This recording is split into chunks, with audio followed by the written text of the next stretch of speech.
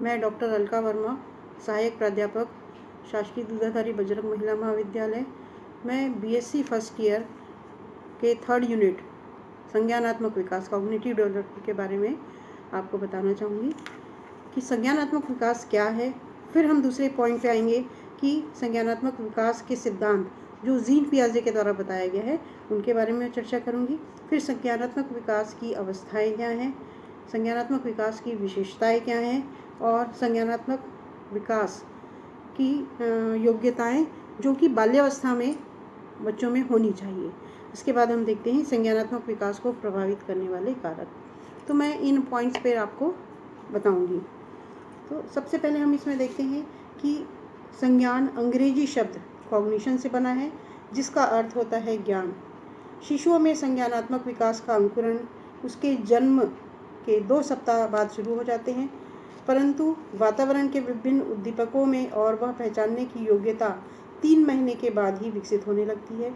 यही कारण है कि 3 से 4 माह के शिशु अपने माता या परिचितों को देखकर मुस्कुराने लगता है, माँ के आने की आहट या उनकी आवाज़ को दूर से ही पहचानने लगता है।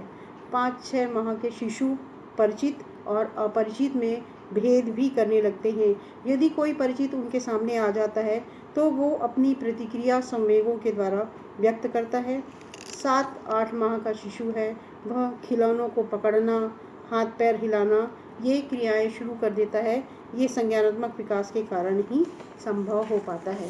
जैसे जैसे बालक बड़ा होने लगता है, उसकी शारीरिक और मानसिक शक्तियाँ मजबूत होती हैं और उस अपने आसपास के वातावरण के बारे में जानने लगता है। बहुत सी वस्तुओं के बारे में उसे ज्ञान और जानकारी होने लगती है। उसे समझ में आने लगता है कि क्या अच्छा है, क्या बुरा है और उनकी जो गतिविधियां हैं उसका क्या रिएक्शन माता पे होगा। वो अच्छे काम करेगा तो उसे प्यार मिलेगा और अगर वो कोई शैतानी करता है तो उसे डांट भी मिलेगी। वो धीरे धीरे समझने लगता है। बालक अपनी ज्ञानेंद्रियों के माध्यम से उद्दीपकों को देखकर, सूंघकर, सुनकर, स्वाद चखकर, छूकर समझने का प्रयास करता है और धीरे धीरे उन विभिन्न उद्दीपकों के संबंध में ज्ञान सीख लेता है।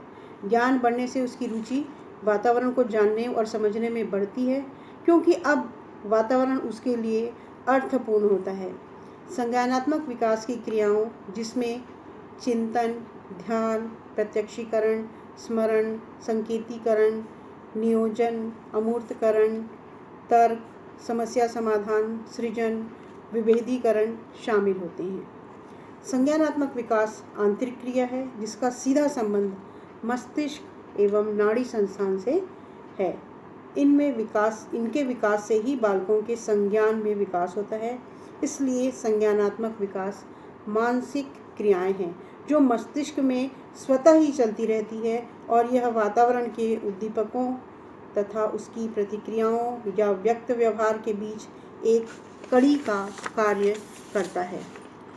अब हम ये जानना चाहेंगे कि क्या सभी बालकों में संज्ञानात्मक विकास एक जैसा ही होता है या उसमें भिन्नता होती है? क्या उनके विकास की दर व गति एक समान या उम्र बढ़ने के साथ साथ इसमें कुछ परिवर्तन होता है?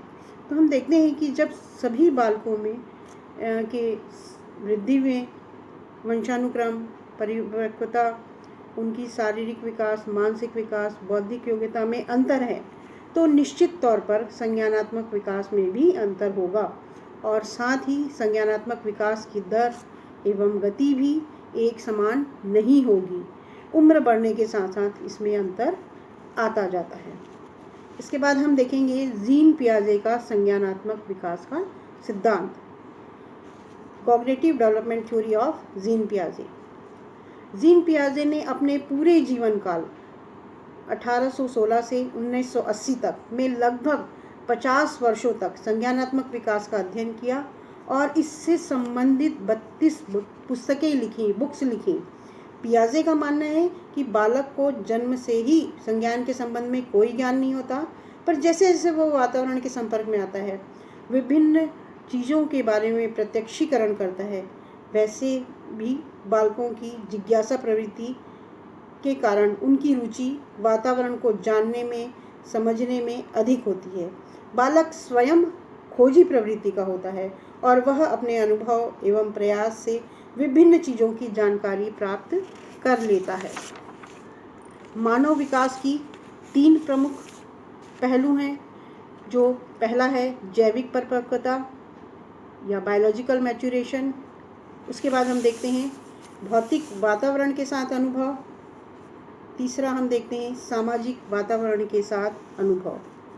पियाजे ने तीनों सिद्धांतों से एक नया संतुलीकरण का सिद्धांत जोड़ा है, जो तीनों में समन्वय स्थापित करता है।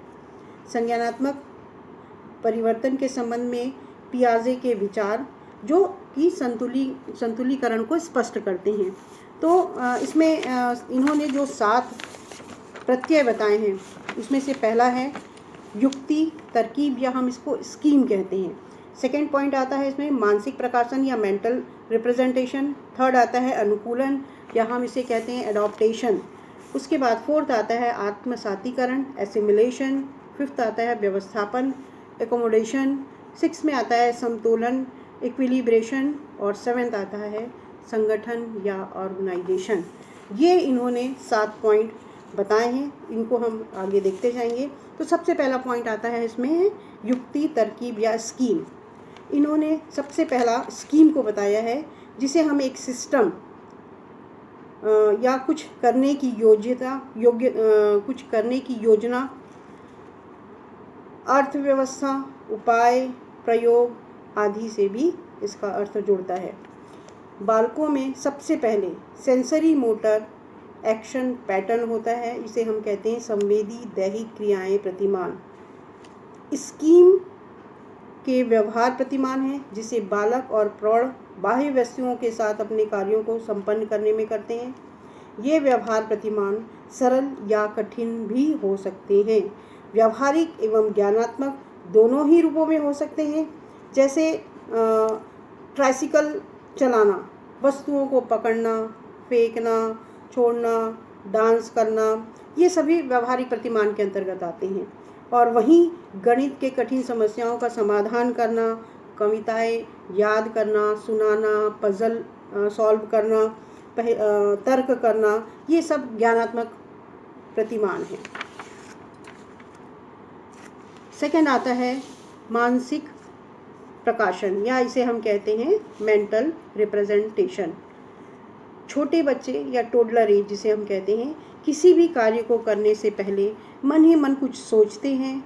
पियाजे के अनुसार यही क्रिया सेंसरी मोटर स्टेज से मेंटल रिप्रेजेंटेशन की अवस्था है। इसी से संज्ञान का विकास होता है और बालक बाह्य संसार के प्रति जानकारी प्राप्त करता है, और यह क्रिया मस्तिष्क में अपने आप चलती रहती है। मेंटल रिप्रेजेंटेशन को भी इन्होंने 2 भागों में बांटा है। पहला है इमेज, या इसे हम प्रतिबिंब कहते हैं। दूसरा है कॉन्सेप्ट फॉर्मेशन या प्रत्यय का निर्माण। तो हम सबसे पहले इसमें इमेज के बारे में देखेंगे। यह किसी वस्तु, व्यक्ति या स्थान से संबंधित होता है और यह इमेज मस्तिष्क में बनता है। एग्जाम्पल के लिए, अगर बालक कोई वस्तु कहीं भूल जाता है, या पेंसिल भूल गया, रबर भूल गया, कॉपी भूल गया, तो वो फिर से उसे याद करने या ढूंढने की कोशिश करता है कि उसने वो चीज़ें कहाँ रखी थी। तो वो उन चीज़ों को ढूंढ लेता है और पा लेता है। किसी का अनुकरण, किसी को अपना आदर्श मानना, यह भी मेंटल इमेज के कारण ही करता है। सेकेंड पॉइंट आते हैं हम प्रत्यय का निर्माण करना। इसमें भी हम देखते हैं 2 प्रकार के प्रत्यय हैं। एक मूर्त प्रत्यय, जिसे हम कॉन्क्रीट कॉन्सेप्ट कहते हैं। दूसरा आता है अमूर्त प्रत्यय, जिसे हम कहते हैं एब्स्ट्रैक्ट कॉन्सेप्ट। सबसे पहले हम कॉन्क्रीट फॉर्मेशन के बारे में देखेंगे, या मूर्त प्रत्यय के बारे में। जब किसी वस्तु, चीज, व्यक्ति का प्रत्यय बोध अपनी ज्ञानेंद्रियों के माध्यम से अनुभव कर लेता है या कर सकता है, तो वो मूर्त प्रत्यय कहलाते हैं। जैसे है गिलास है, रोटी है, फल है, अपने परिवार के सदस्यों को पहचानना, खिलौनों को पहचानना, ये सब इसके अंतर्गत आते हैं। दूसरे आते हैं एब्स्ट्रैक्ट फॉर्मेशन। जब विचारों का बोध होता है, जिसे हम देखकर या छूकर नहीं पहचान सकते, सिर्फ अनुभव करके ही उसे जान पाते हैं।